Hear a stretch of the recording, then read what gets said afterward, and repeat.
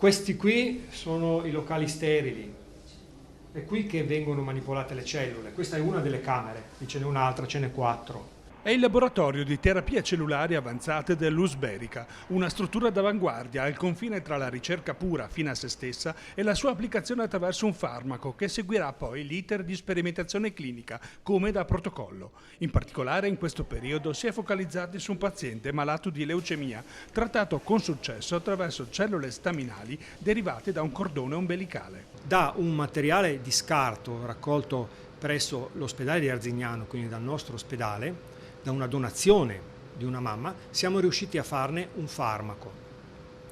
Queste cellule si chiamano medicinali di terapia cellulare avanzata, sono l'ultima frontiera dei medicinali, possono essere prodotti solo in strutture accreditate dall'Agenzia Italiana del Farmaco e questo ospedale ha una di queste strutture, che è questa, che è una tra le poche in Italia e una tra le poche al mondo. Il primo obiettivo individuato e centrato per questi farmaci cellulari è stata la malattia di rigetto dopo il trapianto di midollo osseo, che colpisce il 50% di pazienti operati e dove fino ad ora non c'erano terapie efficaci.